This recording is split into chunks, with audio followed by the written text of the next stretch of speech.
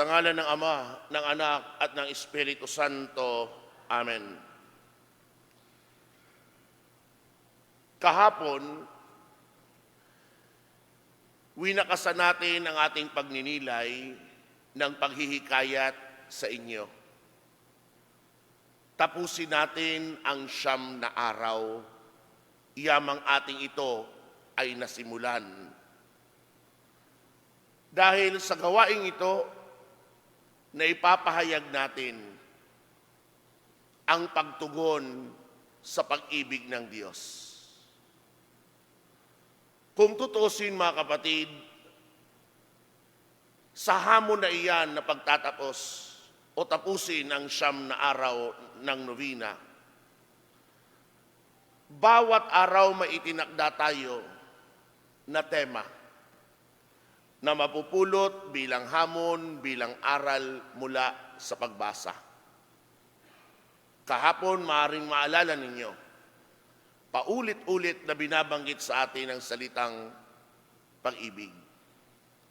Ito'y sa kadahilanan na sa panimula ng ating pagnonovena, sa simula ng ating paghahanda, mahirap tapusin ito kung wala tayong pagmamahal sa Diyos. Yun ang unang aral, nagsisimula sa letter P, pag-ibig. May 9 na araw ang novena. Bawat araw may isang letra na tayong pagninilayan, na tutuklasin, aalamin, ano nga ba ang aral sa araw na iyan. Ngayon ay ikalawang araw ng ating Misa de Gallio. At ang mapupulot nating hamon at aral mula sa pagbasa ay ang letrang I, ibig sabihin, iginawad. Bakit iginawad? Balikan natin ang unang pagbasa. Anong napulot natin mula sa aklat ng Henesis? Narinig natin na nalalapit na ang kamatayan ni Jacob. Habang nalalapit ang kanyang kamatayan, tinawag niya ang kanyang mga anak.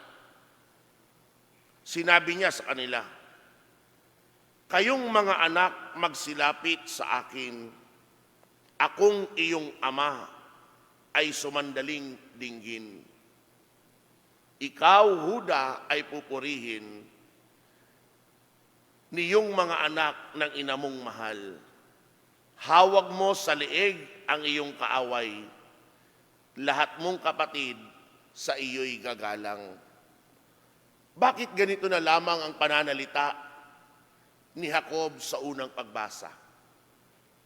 Tandaan natin, mga kapatid, na si Jacob ang patriarka sa Lumang Tipan, kung saan siya ay may 12 anak mula sa 4 na babae.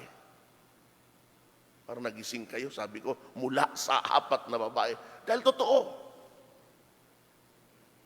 Dahil ang 4 na babae na yan naging instrumento na masilang ang 12 anak ni Jacob, na siyang pagmumulan rin ng 12 tribo ng bayan ng Israel. Kaya nga si Jacob ay kikilalanin rin sa pangalang Israel. At dito ngayon sa kanyang pagtawag at pananalita bago mamatay, iginawad niya sa kanyang mga anak, nakikilalanin ang anak niyang si Huda sa lahat ng 12 magkakapatid. Ang tanong, bakit makikilala si Huda ng labis at hindi ang iba? Tutugunan yan ng Ebanghelyo. Sa Ebanghelyo, napakinggan natin ang napakahabang salinlahi ng Panginoong Kristo. Simula pa lamang ng salinlahing ito, minumulat na tayo bakit mahalaga si Huda na nabanggit sa unang pagbasa. Sabi, si Abraham ang ama ni Isaac. Si Isaac ang ama ni Jacob, na ama ni Huda.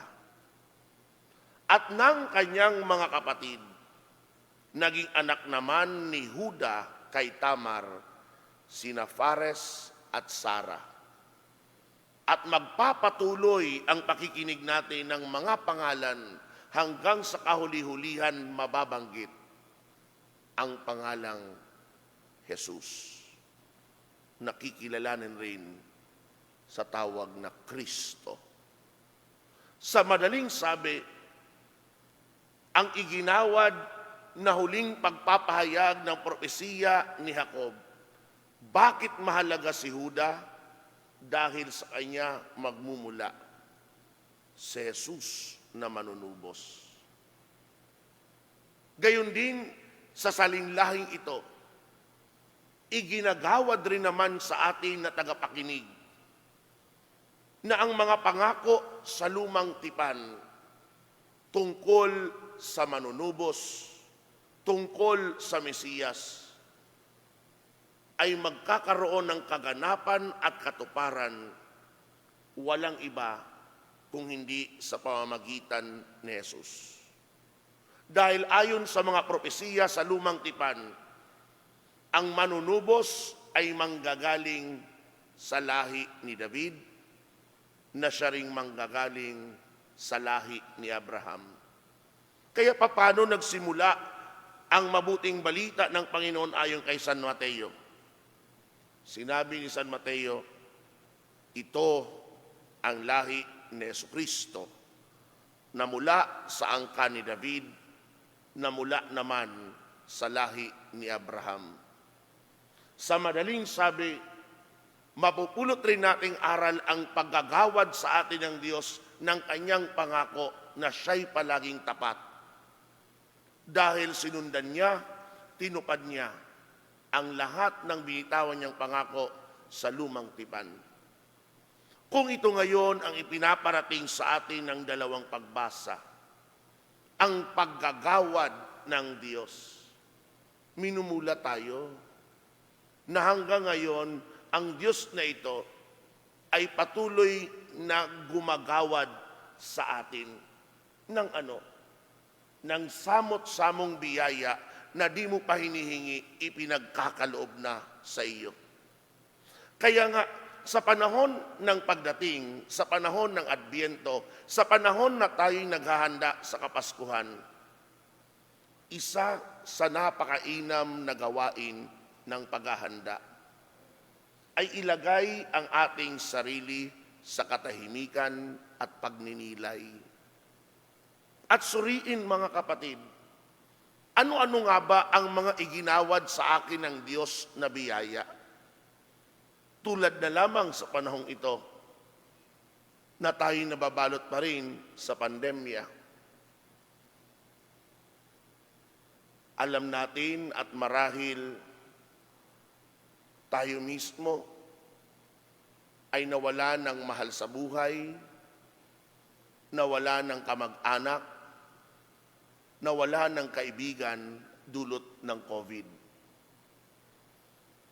Pero kung tayo'y narito ngayon, malakas, nagsisimba, nagdarasal, hindi ba dapat tayong magpasalamat sa Diyos dahil patuloy ng Diyos iginagawad sa atin ang hiram na buhay?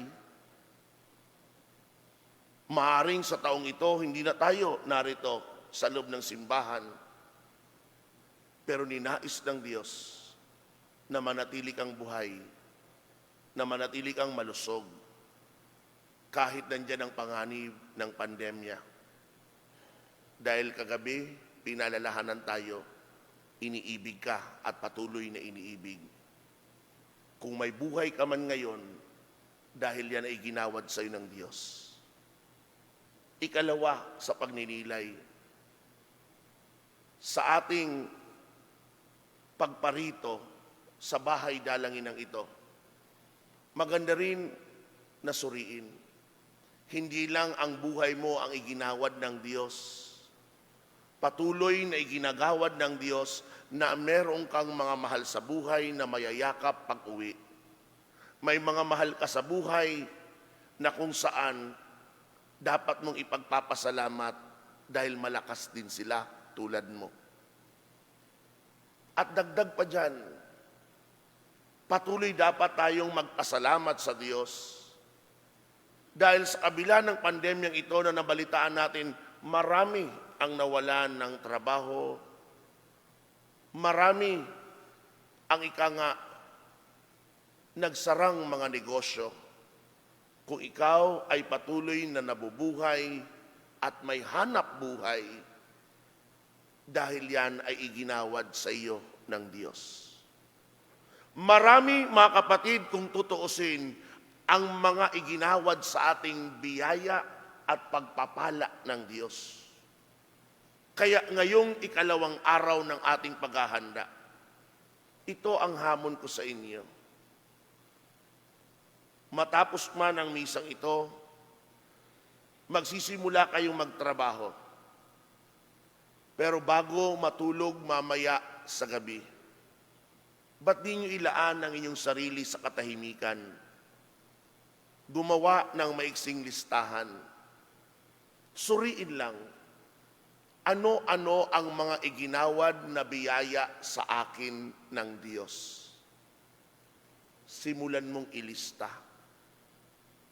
Matapos, itanong mo rin sa iyong sarili ang ikalawang katanungan. Ano-ano ang mga iginawad sa akin ng Diyos na mga biyaya sa buong buhay ko? Diyan tiyak marami iyan. Simulan mo rin ilista. At bukas, pagbalik mo dito sa tahanan ng Diyos, sa bahay dalanginang ito, bago magsimula ang misa, buksan mo muli ang listahang iyan at sabihin mo sa Panginoon, Panginoon, ako'y nagpapasalamat sa iyo sa napakaraming biyayang iginawad mo sa akin. Mga kapatid, isang mabuting pag-uugali ang marunong magpasalamat sa Diyos. Bakit? Dahil kapag ang isang tao marunong magpasalamat sa Diyos, kapag siya ngayon ay humihingi ng mga panalangin, patuloy yang igagawad sa Kanya at ipagkakaloob. Dahil marunong tayong magpasalamat. Nais kong wakasan ang pagninilay na ito.